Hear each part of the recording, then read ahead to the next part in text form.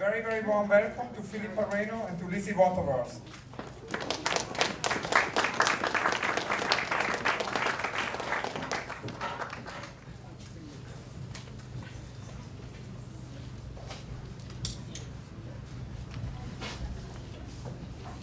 Good evening. Before proceeding, I want to tell you that the show began a long time ago.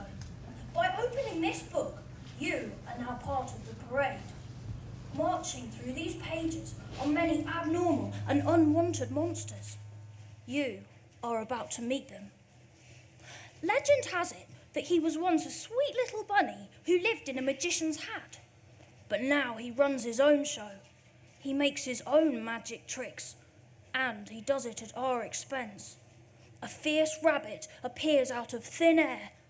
I call him Propaganda Rabbit. What does he desire, Propaganda Rabbit? To win you over, to trick you and impress you, pass on his message, tell you what's true. His motive is greed. His game is control. Fear is his method, and power his goal. Who does he admire, Propaganda Rabbit? Rulers of ancient worlds, emperors of modern times, politicians and big corporations, TV and people with reputations. What will defeat him, Propaganda Rabbit? He uses us as puppets. When people say no, he's truly upset. People will never be strong enough to entirely rebel and turn him into fluff.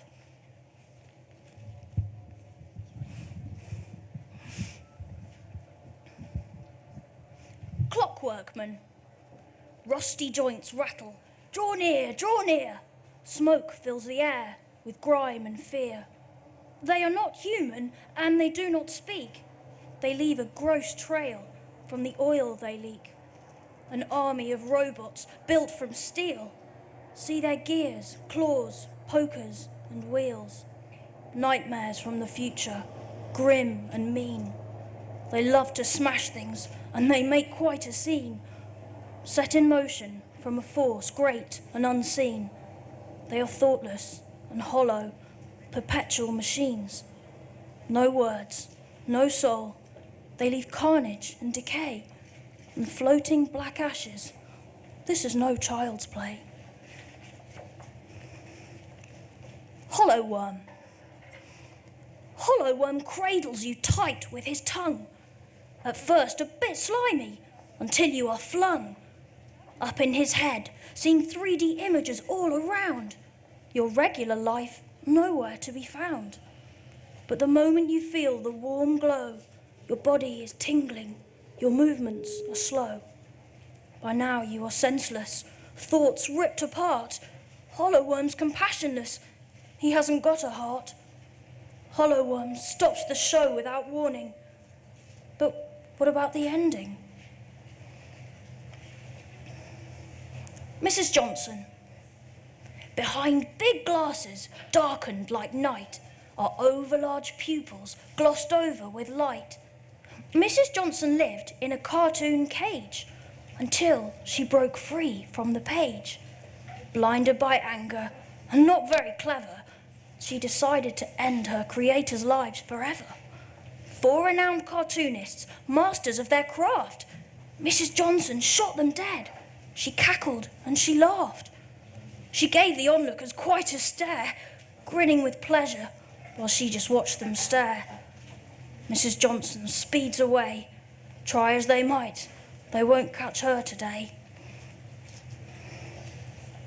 Audiotron. What Monsters built was new and unreal. A special machine, it's really surreal. Taking our words, they made them light, and now, to Audiotron's great delight, they hear what we say in their own strange way. They know what we believe, oh, what they've achieved. Audiotron approaches, but before you can blink, over your ears, his headphone head sinks. Holding you tight, clinging to your skull, he presses against your neck in full. A stomach of suckers attached to you now. Nothing left to do but to try not to howl. Rockstar. Rocks, we know, are immobile and dense, rigid, scabby, and often immense. Rocks, we know, don't usually run. They're hard and heavy and get warm in the sun. But I saw a rock the other day that could walk and skip and jump and play. You guessed it, this wasn't a normal stone, the kind that you have always known. This was Rockstar, a monster of sorts, who likes to talk and even play sports. Rockstar keeps talking without hearing our words.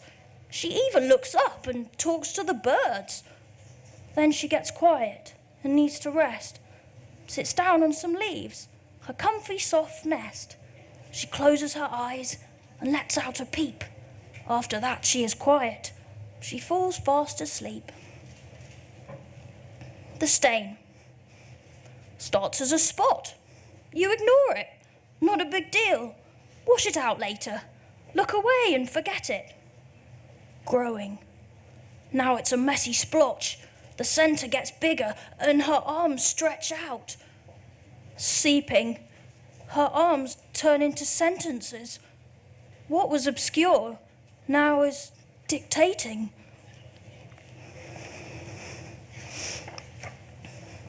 Beema. Beema looks with one gaping eye. Speak to him, try, but he won't reply. Instead, he opens his mouth as an O, and suddenly every last thing is aglow. Light flows out in a steady stream, a powerful ray, an emission, a beam. It's a lot like a movie where he's the director. His mouth is kind of a film projector. Sit back for the show. It's a short one, you know. Images strange but true. A crazy film just for you. Superfan. A soft small balloon falling into a swoon. A dreamer who yearns to be part of the crowd, floating and grinning and cheering aloud, seeking out thrills, excitement and fun. He'll try it all, he's never outdone. Find him at parties, parades and games, where he hoots and hollers, knows everyone's name. Think you've lost him at a party? He's still here, floating up high, near the chandelier. Following the group, never out of the loop. Superfan is one balloon whose spirit will never droop. Teen Teen. Teen Teen is cross. Teen Teen is lost. Out of it, half asleep. Looks like he slept in a garbage heap. He's a dreamer, not fully there. Of other people, he seems unaware. He stumbles through the day, comes alive at night, when he joins up with friends, and he looks for a fight. Teen Teen yells and acts wild, not much older than a child. Wild, hooting, howling till dawn. Teeting and his gang show off their brawn. The boys from Mars. We saw them coming, the boys from Mars. We knew from their footsteps that they weren't very far, stomping and romping all across our lands, crushing things with their enormous hands.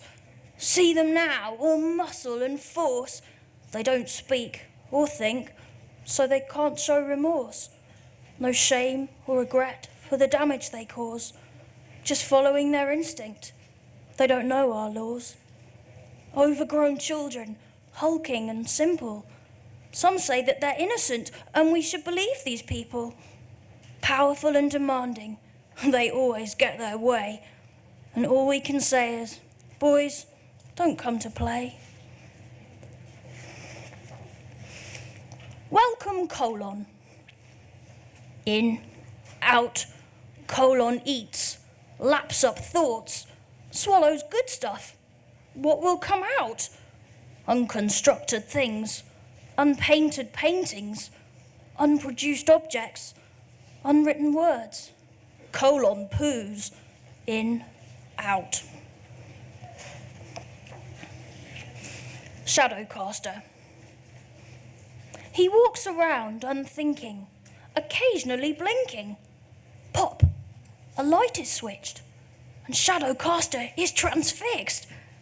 Big and black, a shadow looms, a thing from a nightmare filmed with doom. Is it coming closer? Is it drawing near? Shadowcaster trembles and quivers with fear. He starts to cry. It's not fair. That means Shadow is still floating there. Please go away, he shouts, feeling bold. But it doesn't, and Shadowcaster starts to feel cold. Then, quick as it came, the light goes out. Shadowcaster, happy, lets out a shout. Shadowcaster goes on his way, no longer afraid. He's safe for today. Reality. But let's allow him to introduce himself to you. This is true. I am the captain of an ocean liner. I am also a famous fashion designer. The laws of physics don't apply to me. Once I walked on tiptoe halfway across the sea. I am a fish who flies and speaks. I grew 3 feet in a matter of weeks. I am the origami champion of the world. I can bend steel until it curls. I tell stories and children trust me. I can balance a house on a single pea. I can cut trees down with just a paring knife. Years ago, I discovered the meaning of life, but forgot to write it down. I am reality.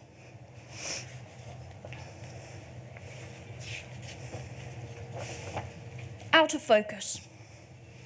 Shifting. Pulsing. Moving. Flickering. Here then there. Neither here nor there. Cannot be grasped with hands or eyes. After little sleep, when dreams have left you, when clarity vanishes, and confusion reigns, the sun is low, and you don't know if it's dawn or dusk.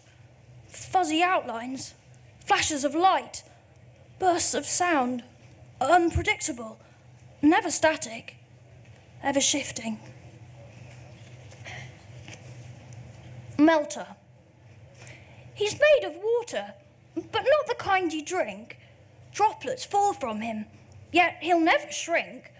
His power is subtle, but its effects confound. He touches an object, and the change is profound. What he touches soon warps, buckles and flows. Frightening changes, things decompose. Looks like a breakdown, a deadly mush, but it's turning to liquid, melting into slush. These are monsters, and they're all mine. Sometimes they live inside me. Sometimes they live around me. Even when they're not invited, they like to come out. They always do. Philippe Parreno.